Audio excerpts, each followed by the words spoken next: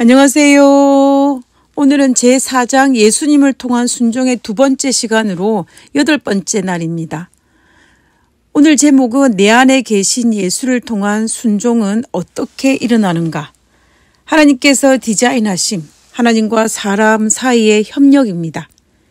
몇 년 전에 제 마음속에 하나님 일과 나의 일이 다르다는 것을 깨닫게 되었습니다. 그래서 그의 성경을 통독하면서 하나님의 일과 나의 일을 체크하면서 읽었던 적이 있습니다. 그 1년 동안 성경을 읽으면서 깨달은 것은 성경의 모든 기적들 앞에는 하나님과 우리의 협력이 있다는 것이었습니다. 기적을 베푸는 일은 하나님의 일이며 하나님의 약속을 믿고 순종하는 것은 나의 일이었습니다.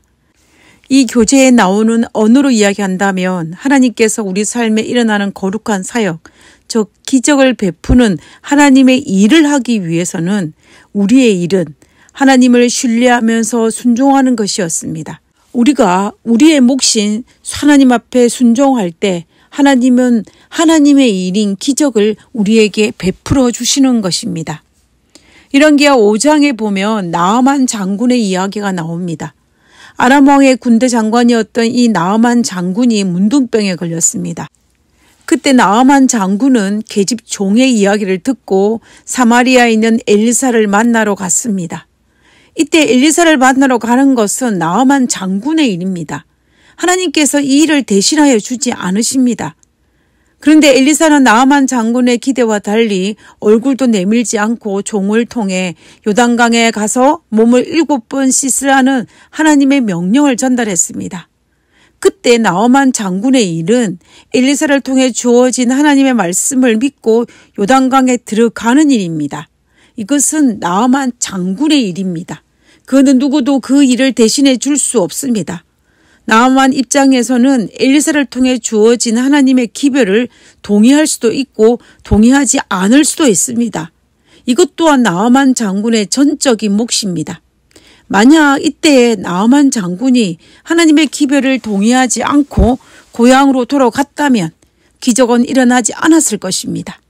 그리고 만약 나아만 장군이 엘리사를 통해 주어진 기별이 하나님의 기별임을 알기는 알았지만 요단강에 들어가지 않았다면 또한 기적은 일어나지 않았을 것입니다. 왜냐하면 이것은 진리에 대한 단순한 동의는 했을지 모르지만 순종하지 않았기 때문에 온전하다라고 볼 수 없습니다. 다행히도 나아만 장군은 엘리사를 통해 주어진 기별이 하나님의 기별임을 알고 신뢰하는 단계를 넘어 직접 요단강에 들어갔습니다. 나아만 장군은 자신의 일을 한 것입니다. 그때 하나님께서 드디어 하나님의 일을 하셨습니다. 그것은 나아만의 문둥병이 치유되는 것이었습니다. 나아만 장군의 문둥병을 치유하는 일은 하나님의 일이며 하나님의 몫이라면 그 말씀을 믿고 요단강에 들어가는 것은 나아만 장군의 일이며 몫입니다. 우리가 우리의 일을 할 때, 우리의 몫을 다할 때 하나님은 하나님의 일인 하나님의 몫을 다하십니다. 우리가 하나님을 신뢰하며 우리의 일, 순종을 할 때 하나님께서는 우리의 삶 속에 기이한 일들을 행하시는 것입니다. 성경에 등장하는 수많은 기적들이 이 공식에 그대로 적용이 됩니다. 그 한 해 동안 성경을 통독하면서 하나님의 일과 나의 일을 나누어서 살펴본 결과 모든 기적들은 이 공식에 그대로 적용된다는 사실을 발견할 수가 있었습니다. 모세가 하나님을 신뢰하며 홍해 바다 위에 손을 내밀며 여호와께서 큰 동풍을 보내어 홍해의 기적이 일어났습니다. 모세가 하나님을 신뢰하며 손을 내어미는 일은 모세의 일이었습니다. 그때 홍해가 갈라지는 홍해의 기적이 일어났습니다. 이 일은 하나님의 일입니다. 요단강의 기적도 여호수아가 여호와의 명령에 순종하여 여호와의 궤를 맨 제사장의 오른발로 요단강을 밟았을 때 일어났습니다. 여호수아와 제사장의 할 일은 여호와의 궤를 메고 요단강 속으로 들어가는 것이었습니다. 그때 요단강이 갈라졌습니다. 이 일은 하나님의 일입니다. 결국 하나님의 뜻을 행하려고 결정하는 것은 우리의 일, 우리의 몫입니다. 다니엘이 뜻을 정하는 것처럼 다니엘이 하나님의 뜻을 행하려고 결정하는 것처럼 말입니다. 이것은 전적으로 우리의 몫입니다.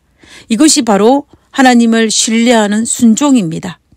이 순종 위에 하나님은 기적을 베푸시는 것입니다. 다니엘 1장에서 다니엘이 뜻을 정하였을 때 하나님께서는 다니엘에게 다른 이들보다 몇 배의 지혜를 허락하여 주셨습니다.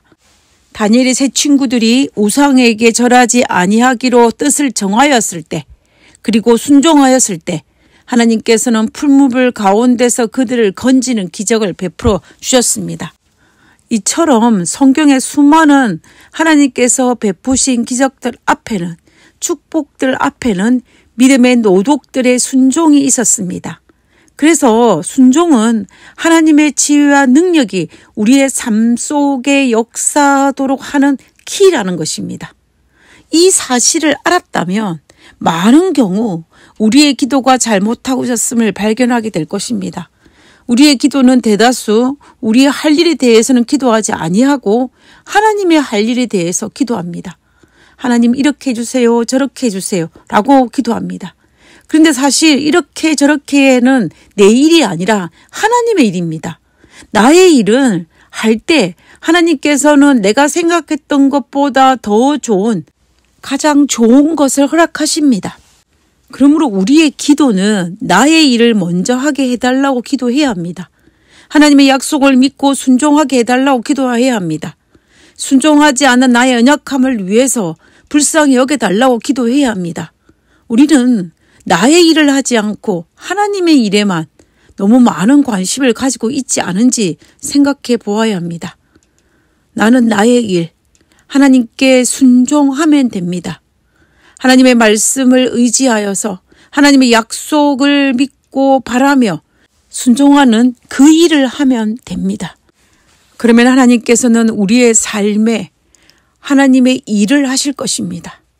우리의 순종을 통해 날마다 하나님의 기적을 체험하는 우리 모두가 되기를 간절히 바라며 기도하고 마치겠습니다.